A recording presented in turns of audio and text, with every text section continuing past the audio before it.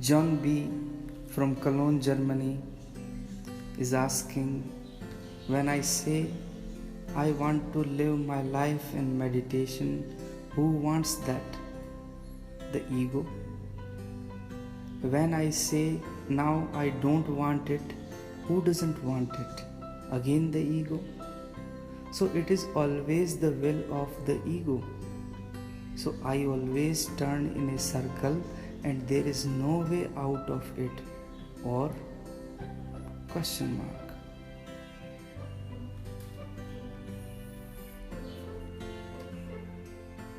Reading out your question, it looks like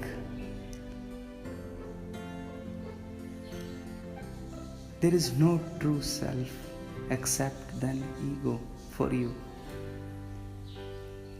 You only have understood that you are only the ego,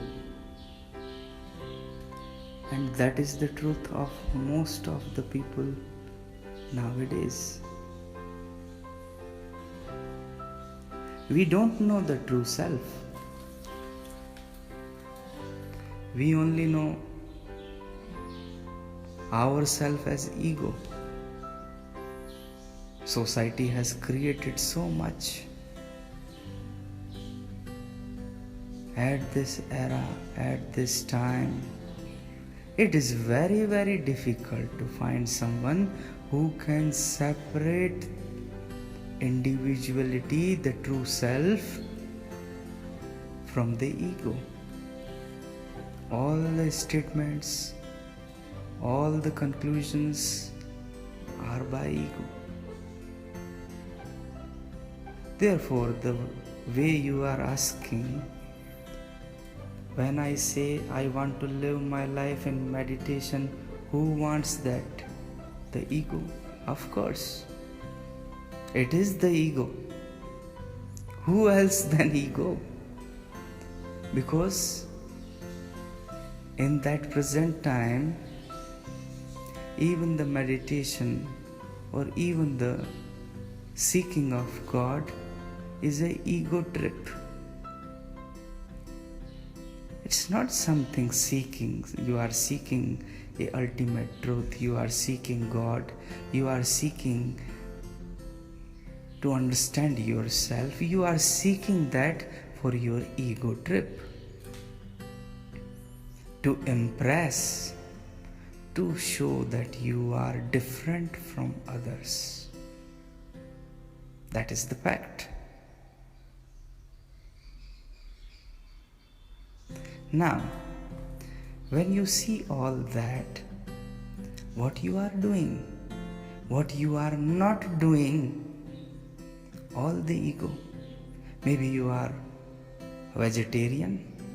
Now, being a vegetarian is a good thing, but you are a vegetarian and you are thinking you are superior than non-vegetarian. Nowadays in Germany, the vegan, see the people with diet of vegan, restaurants of vegan, how they are proud, how egoful they are. Like other people, they are just out of the time, they don't know anything about the food, only the vegan people they know. Everywhere, even good things are performed by ego. And ego comes everywhere. Even in love, there is ego. I love you more than you do me. Ego. No one else loves you as much as I love you.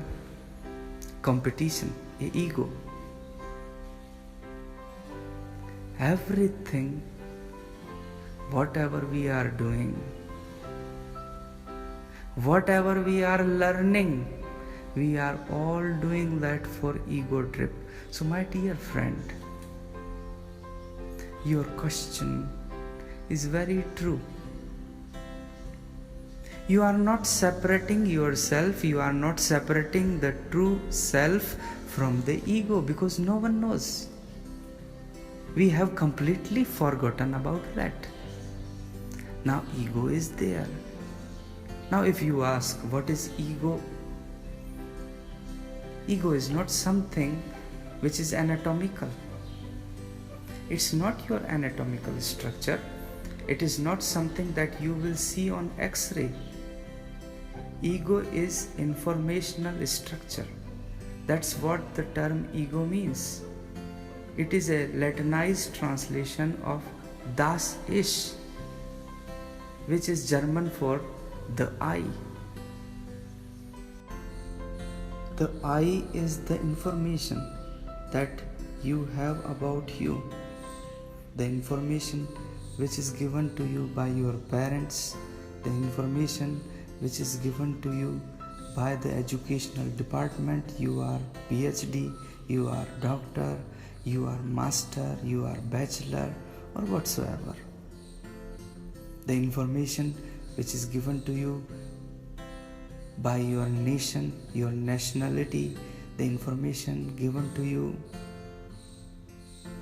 by your religion. You are a Hindu, you are a Christian, many informations. So the I is the information. Who you are that information which had been given to you. It is a mind-made created story. So who we are, if we are not who we present ourselves to be? Who is housed in our body, and why do we have such little knowledge and concern with who we really are? The conflict between who one really is and who he thinks he is, and consequently how he lives his life according to that belief, is our prison. There is a story that the master of the house went away on a trip which took much longer than he originally intended. As time went by, the servant who had the whole house of himself got into the habit of enjoying being his own master, and after a while believed that he truly was the master of the house. On his return, the real master faced not a servant anymore, but a master who treated him as a servant. Such is the relationship of the ego self with the real self. From another perspective, when a person totally identifies with his lower ego self, the majority of his thoughts, desire, and action are consequently governed by the ego self without a genuine opposing force of the spiritual voice. So when you are asking that I want to meditate, who wants it? The ego. It's true, because the real self is gone. Now there is a ego self which has created the master of its own, and he thinks, the ego self thinks that he is the real master. But when a true born identity, a true self is presented, the ego self will fall apart by its own. True self is that which you are born with, but the ego is that which you accumulate.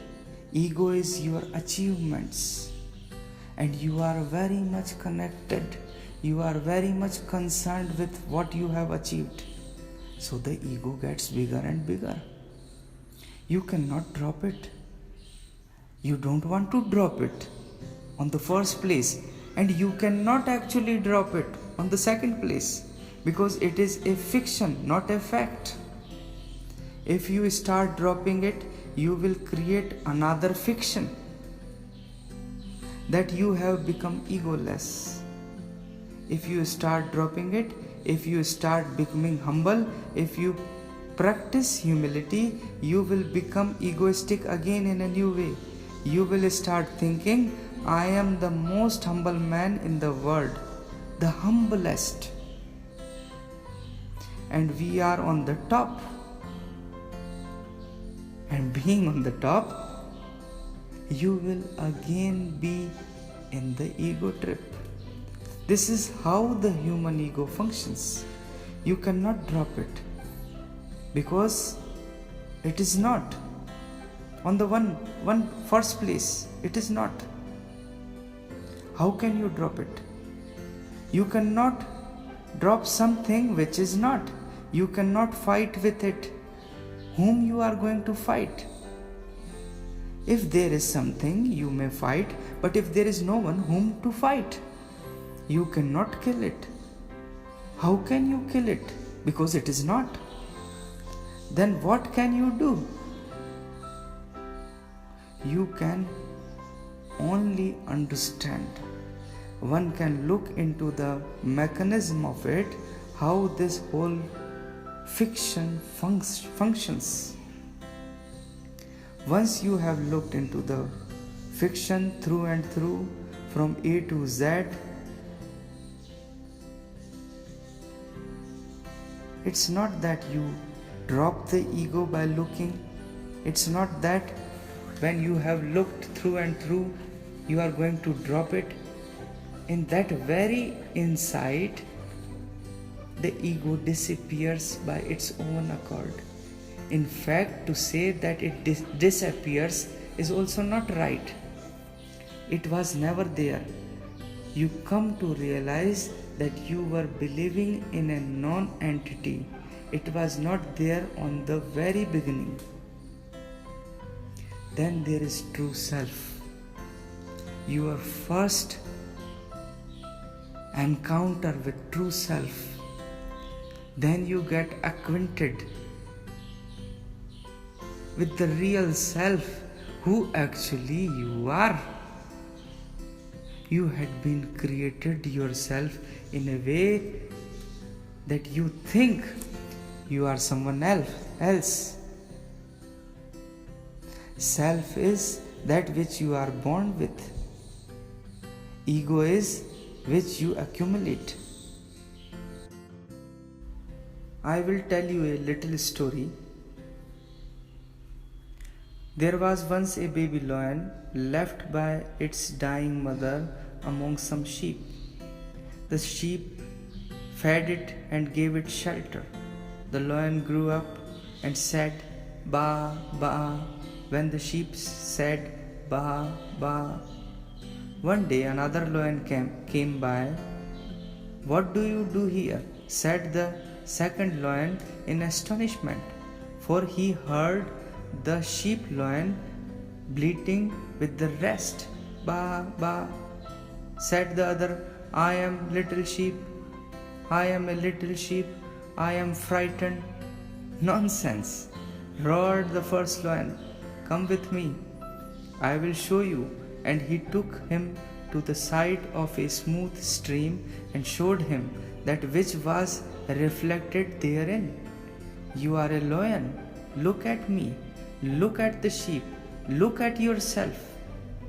And the sheep lion looked, and then he said, "Ba, ba, I don't look like the sheep. It's true.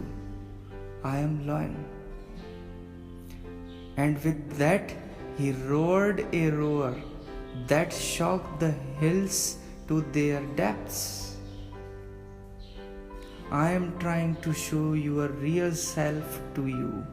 Hope you will see and roar that you are not ego self. Jalaluddin Rumi illuminates this state for us. If you could get rid of yourself just once, the secret of secrets would open to you. The face of the unknown, hidden beyond the universe, would appear on the mirror of your perception. Thank you.